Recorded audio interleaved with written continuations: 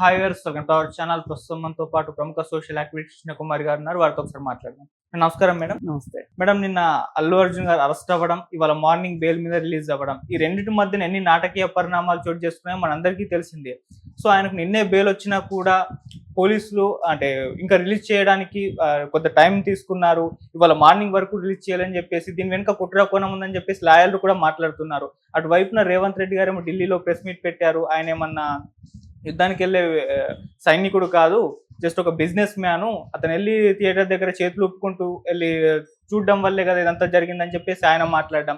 So entire గా నిన్న జరిగిన పరిణామాల పైన మీ ఒపీనియన్ ఏంటి మేడం? ఇప్పుడు లాయర్లు ఎలా అంటున్నారు అంటే నేను కొంచెం ఆశ్చర్యపోతున్నా. ఓకే, ఎందుకంటే మన అందరికంటే లాయర్లకి ప్రొసీజర్స్ ఎక్కువ తెలుసు. ఇప్పుడు నిన్న పొద్దున అసలు పోలీసులు అరెస్ట్ చేసిందే తప్పు. ఎందుకు తప్పు అంటున్నానంటే ఆయనని అరెస్ట్ చేసే గ్రౌండ్స్ ఉంటే అరెస్ట్ చేయటం తప్పని కాదు నా ఉద్దేశం.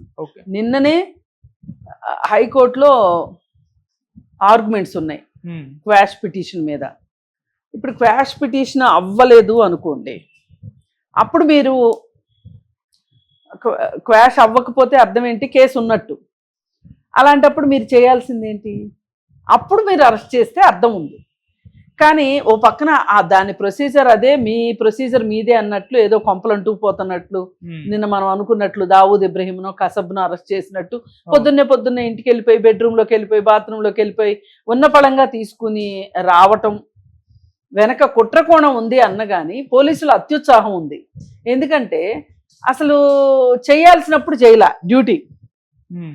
ఏ రోజైతే సంధ్యా థియేటర్లో సినిమా రిలీజ్ అవుతుందో ఆ షో, ఆ రోజు అల్లు అర్జున్ వస్తున్నాడు అని థియేటర్ వాళ్ళకి తెలుసు, పోలీసులకు తెలుసు, ఇంటెలిజెన్స్ వాళ్ళకి అందరికీ తెలుసు. మరి తగిన ఏర్పాట్లు ఎందుకు చేయలేదు?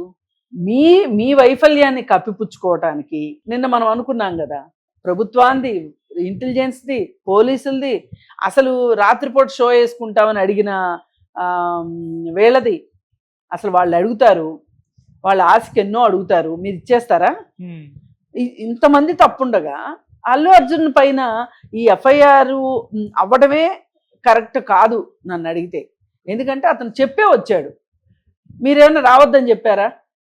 ఇప్పుడు కొన్నిసార్లు కొంతమంది బయటకు వస్తే గొడవలు అవుతాయి అనుకున్నప్పుడు హౌస్ అరెస్ట్ చేస్తారు. చేసి మీరు ఇంట్లోనే ఉండండి, మీరు బయటికి రావద్దు, మీరు బయటకు వస్తే కరెక్ట్ కాదు అంటే వాళ్ళు చచ్చినట్టు ఇంట్లో ఉంటారు. మీరు అలాంటి ఏమీ చెప్పకోకుండా ఆయన బయటకు వచ్చిన తర్వాత అక్కడ ఏం చేయాలో మీరు చేయకోకుండా ఏం చేశారు? చేతులు కాలిన తర్వాత ఆకులు పట్టుకున్నారు. ఏదో అన్నట్లు ఐవారిని చేయబోతే కోత అయింది అన్నట్లు అయింది. అవును. మరి ఇలా అయినప్పుడు సరే నిన్న అరెస్ట్ చేసి తీసుకెళ్లారు గబగబా చిక్కడపల్లి పోలీస్ స్టేషన్ నుంచి గాంధీ హాస్పిటల్ తీసుకెళ్లారు, గాంధీ నుంచి నాంపల్లి కోర్టుకు తీసుకెళ్లారు, 14 రోజులు రిమాండు, వెంటనే మీరు చెంచల్గూడ జైలుకి తీసుకెళ్లారు. సరే తీసుకెళ్ళి అక్కడ పెట్టిన తర్వాత ఈలోపు ఇక్కడ ఇది వచ్చేసింది, ఆయనకి మధ్యంతర బెయిల్ వచ్చింది. పైకోర్టు ఆదేశాల కింద కోర్టులు పాటించాలి కాబట్టి ఇదంతా అయ్యేసరికి 4 నుంచి 5 దాకా పట్టింది. ఆ టైంలో వాళ్ళని బాండ్లు అవన్నీ సమకూర్చుకోవటం అదంతా టైం పడుతుంది.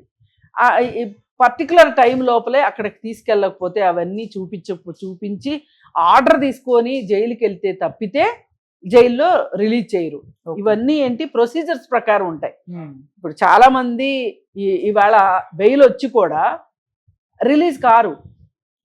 ఎందుకు? పోయినసారి జానీ మాస్టర్ కూడా అంతే కదా, బెయిల్ వచ్చింది కానీ ఆ రోజు రిలీజ్ అవ్వలేకపోయాడు. ఏంటి రీజన్ అంటే సాంకేతిక కారణాలు. ఏంటి?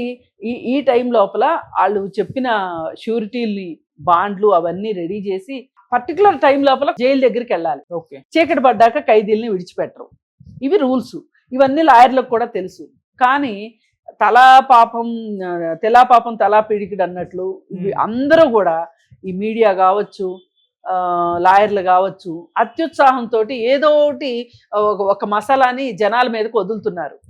అలా కాకుండా రూల్స్ రెగ్యులేషన్స్ చెప్పడానికి మీరు ప్రాధాన్యత ఇస్తే, కాళిదాస్ కవిత్వం కొంత, నా సొంత పైత్యం కొంత అన్నట్లు అలా చేయకూడదు.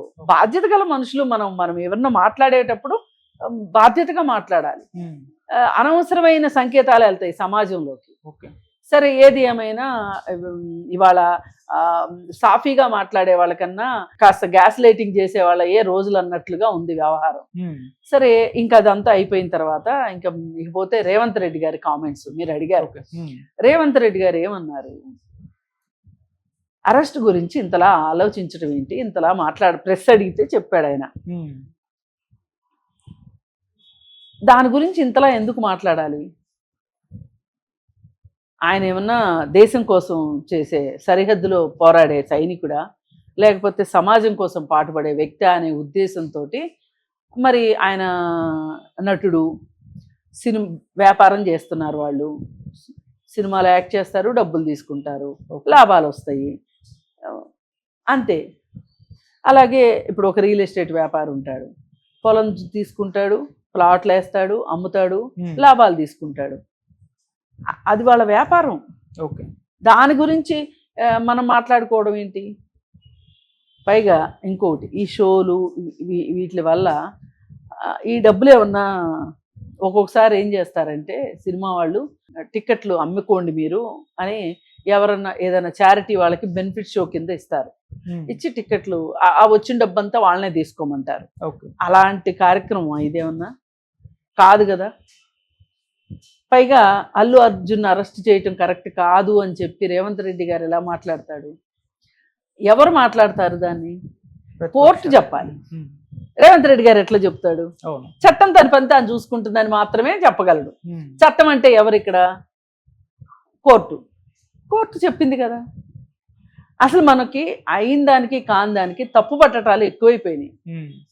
కాంట్రడిక్షన్స్, పరస్పర విరుద్ధంగా మాట్లాడటము, ఒకే మనిషి నిన్న ఒకలాగా మాట్లాడటం, ఇవాళ ఒకలాగా మాట్లాడటం, రేపు ఇంకోలాగా మాట్లాడటం అయిపోతుంది. అసలు ఒక స్టాండ్ అనేది ఉండట్లా. ఆ స్టాండ్ అంటే మనం తీసుకున్న స్టాండే కరెక్ట్ అని కాదు, ఇష్యూ బేస్డ్గా ఉండాలి. ఇప్పుడు ఈ పర్టికులర్ ఇష్యూలో అసలు అల్లు అర్జున్కి ప్రమేయమే లేదు. ఇంకా అలా అనుకుంటే అసలు సంధ్యా థియేటర్ దగ్గరికి రాకూడదని పెట్టాలి రూలు. మీరు అది పెట్టలేదు. అసలు రాత్రిపూట టిక్కెట్లు అమ్మమని, షోలు వేయమని ఎవరు చెప్పారు? మీరు కదా, ప్రభుత్వం కదా చెప్పింది. మరి అల్లు అర్జున్ వస్తున్నాడు అని తెలిసి బందోబస్తు చెయ్యింది ఎవరు? పోలీసులు. మరి పోలీసులు బందోబస్తుకు సరిగా రాలేదు అన్నప్పుడు పట్టించుకోవాల్సింది ఎవరు? థియేటర్ వాళ్ళు. మరి ఈ ఇద్దరు కలిసి ఒక ఆలోచన చేయాల్సింది ఏంటి? మనం అవన్నీ చేయలేకపోయాము, ఇక్కడేమో బోల్డ్ మంది గుమ్మిగూడిపోయారు, ఆయన ఏమో వస్తానంటున్నాడు, ఆయన రానివ్వాలా వద్దా ఏంటి అని వీళ్ళిద్దరు మాట్లాడుకోవాలి కదా. ఇలాంటివి జరగాల్సినవి ఏమీ జరగకోకుండా ఈరోజు మీరు ఎవరినో ఒకరిని బాధ్యులను చేసేసి చేస్తానంటే ఎట్లా కుదురుతుంది? అందుకని ఇవి కరెక్ట్ కాదు. రేవంత్ రెడ్డి గారు మాట్లాడిన దాంట్లో చాలా వరకు వాస్తవం ఉంది. ఆయన బిజినెస్ కోసం ఆయన చేసుకుంటున్నాడు, ఆయన తప్పు ఉంది అని అరెస్ట్ చేశారు, తప్పు లేదు అని బెయిల్ ఇచ్చారు, మధ్యంతర బెయిల్ ఇచ్చారు. రేపొద్దున ఈ 4 వారాల తర్వాత కోర్టులో విచారణ మొదలైన తర్వాత తప్పు ఉంది అన్నారు అనుకోండి, శిక్ష వేస్తారు. తప్పు లేదు అన్నాడు అనుకోండి, నిర్దోషి అంటారు. ఈయన ఎట్లా చెప్తాడు? రేవంత్ రెడ్డి గారు చెప్పలేరు కదా. పైగా ఆడ ప్రభుత్వం చేసిన పని ఆయన ఎట్లా చెప్తాడు తప్పని? ఒకవేళ తప్పని ప్రూవ్ అయితే కోర్టు చెప్తే మా వాళ్ళు తొందరపడ్డారు అని మాత్రం అనగలడు. ఇప్పుడే ఎలా చెప్తాడు తొందరపడ్డారని? అందుకని ఏ వ్యాఖ్యల్లోనూ ఈ వ్యాఖ్యల్లో నాకేం పెద్ద తప్పు పట్టాలి అని అనిపించట్లా. కానీ నేను మొదటి నుంచి చెప్పేది, ఈ ఘటనకి ప్రభుత్వమే బాధ్యత వహించాలి. అసలు ఇట్లాంటి షోస్కి పర్మిషన్ ఇవ్వకూడదు, రేట్లు పెంచుకుంటానంటే ఒప్పుకోకూడదు. అసలు ఎవరు తీయమని చెప్పారు మిమ్మల్ని?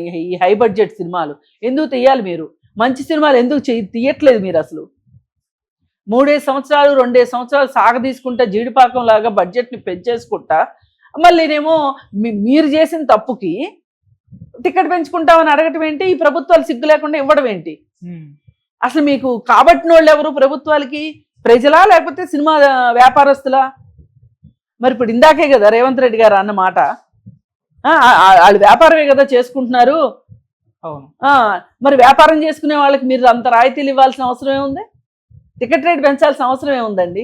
ఈ వారం కాకపోతే వచ్చే వారం వచ్చి చూస్తారు, వచ్చే వారం కాకపోతే ఇంకో వారం వచ్చి చూస్తారు, అంతే కదా. అందుకని చెప్పి ప్రభుత్వాలు కూడా ఈ విషయంలో పునరాలోచించుకోవాలి. అసలు పుష్ప 2 సినిమా రిలీజు ఇవన్నీ కూడా ఒక రకంగా ఒక కేస్ స్టడీ లాగా చూసి అసలు సినిమా ఇండస్ట్రీలో కూడా చాలా మార్పులు రావాల్సింది ఉంది. ఓకే. ప్రేక్షకుల జేబులకు చిల్లులు పెట్టి అడ్డగోలుగా దోచుకోవటము, అది సినిమా హాళ్ళు ఉన్నాయి కదా, మల్టీప్లెక్స్లు వాళ్ళు చేస్తున్న ఆగడాలు ఎంతలా దోచుకుంటున్నారంటే ప్రేక్షకుల యొక్క బలహీనతని, అంటే సినిమాకి రావాలి అనుకునే బలహీనతని మీరు దోచుకుంటున్నారు ఒక రకంగా. అసలు సామాన్యుడికి వినోదం ఏది? ఆ మల్టీప్లెక్స్లో రేట్లు ఏంటి అసలు అడ్డగోలుగా? ప్రభుత్వాలు తలుచుకుంటే కంట్రోల్ చేయలేవా? ఎందుకు చేయట్లేదు మీరు? అంటే మీ అర్థమైపోతుంది మీరు ఎప్పుడు కూడా డబ్బులున్న వాళ్ళకే సపోర్ట్గా ఉంటున్నారు, అందువల్ల ఇవన్నీ జరుగుతున్నాయి. ఏది ఏమైనప్పటికీ కూడా ఈలోపు మన ఊహాగానాలకి పక్కన పెట్టేసేసి చట్టం తన పని తాను చేసుకుపోతుంది అని చెప్పి చట్టం చేసిన దాన్ని మనం గౌరవించడం నేర్చుకుందాము. చట్టాలు తెలుసుకుని చట్టాల ప్రకారం నడుచుకోవాలి అని అనుకుందాం. మేడం, ఇక్కడ ఇంకో చర్చ కూడా జరుగుతుంది. రేవంత్ రెడ్డి గారు కూడా జగన్మోహన్ రెడ్డి గారు లాగానే సినిమా ఇండస్ట్రీ పట్ల బిహేవ్ చేస్తున్నారు. ఆయన సినిమా ఇండస్ట్రీ పట్ల ఏ విధంగా బిహేవ్ చేస్తారో మనం చూసాం. ఇప్పుడు రేవంత్ రెడ్డి గారు కూడా నాగార్జున గారి విషయంలో, అలాగే సినిమా ఇండస్ట్రీ వాళ్ళ ఎవరి పర్మిషన్ ఎవరితో చర్చలు జరపకుండా గద్దర్ అవార్డ్స్ ప్రకటించడం విషయంలోను, ఇప్పుడు అల్లు అర్జున్ గారి విషయంలోను ఈ విధంగా సినిమా ఇండస్ట్రీకి ఆయన అగెనిస్ట్ గానే వెళ్తున్నారు. సేమ్ ఇక్కడ జగన్మోహన్ రెడ్డి గారు బిహేవ్ చేసినట్టే చేస్తున్నారు అన్న ఒక చర్చ కూడా జరుగుతుంది. దీనిపైన మీ ఒపీనియన్? అంటే ఇప్పుడు ఆయన FTLలో ఫంక్షన్ హాల్స్ కట్టి డబ్బులు సంపాదించుకుంటుంటే ఊరుకోవాలా? సినిమా వాడు కాబట్టి. ఏంటి సినిమా వాళ్ళు అంటే వీళ్ళు ఏం చేస్తున్నారు సమాజానికి? ఏం చేస్తున్నారు చెప్పండి, ఒక మాట చెప్పండి. అది ఖచ్చితంగా తప్పు ఆయన చేసింది. అది FTLలో ఉంది, ఆ ల్యాండ్ ఆయనదే కావచ్చు, అది FTL ఉంది. FTLలో ఉన్నప్పుడు ఎట్లా కట్టుకుంటావు నువ్వు? సామాన్య ప్రజలు ఇల్లు పడగొట్టేస్తున్నారు. నీకు బోల్డ్ 100 కోట్ల ఆస్తుంది, నీకు ఒక్క ఆ 2 ఎకరాలు పోయినంత మాత్రం నీకు కొంపలేం అంటుకుపోవు.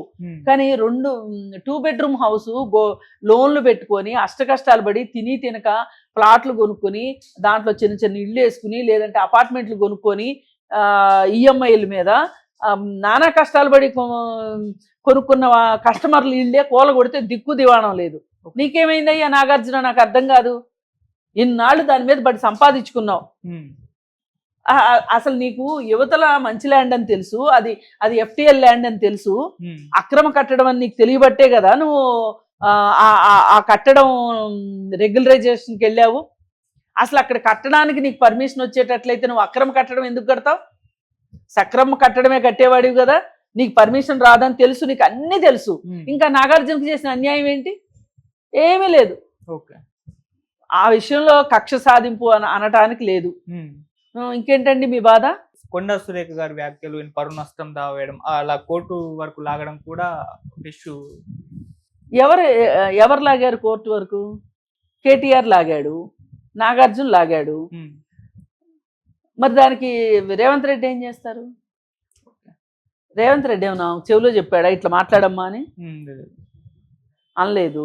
ఆమె మాట్లాడింది.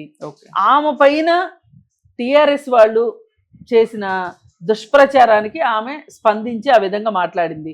పైగా ఆవిడ చెప్పింది, నేను ఏదో బాధలో కోపంలో నేను ఎవరినో అనాలనుకుని మిమ్మల్ని అనవసరంగా లాక్కొచ్చాను, దీంట్లో నాకు పరుగు పోయినప్పుడు నేను ఎంత బాధపడ్డానో మీరు కూడా అంతే బాధపడి ఉంటారని నేను అర్థం చేసుకున్నాను అని చెప్పి ఆవిడ చెప్పింది. అయినా మీరు అది కూడా నచ్చక మీరు కోర్టుకు వెళ్ళారు, అది కోర్టులో చూసుకుంటున్నారు. ఇంకా దాని గురించి రేవంత్ రెడ్డి ఏం చేస్తాడు? ఏం చేయటానికి లేదు. అందుకని ఆయన ఏదో చేసేస్తున్నాడు రేవంత్ రెడ్డి, సినిమా ఇండస్ట్రీని పట్టించుకోవట్లేదు. అసలు సినిమా ఇండస్ట్రీని పట్టించుకునేది ఏంటండి? కోట్లు మీరు సంపాదించుకుంటా, మల్టీప్లెక్స్లు కట్టి డబ్బులు సంపాదించుకుంటా, అక్కడ టిక్కెట్ల రేట్లు పెంచుకుంటా, ఇప్పుడు ఇంకా మీకు ఇండస్ట్రీకి మంచిగా చేశాడుగా, టిక్కెట్లు పెంచుకుంటామంటే పెంచుకొని ఇస్తున్నారుగా, ఎన్ని డబ్బులు వసూలైనవి, ఇంకేం చేయాలి? మీ ఇంటికి వచ్చి అన్నం తినిపించాలా? అందుకని ఎన్ని కాదు, ఆయన చేయాలంటే చాలా మందికి చేయాల్సింది ఉన్నారు, పేద ప్రజలకు బోల్డ్ ఉందో చేయాల్సింది, అవి చేసుకుంటారు. Thank you so much. Thank you.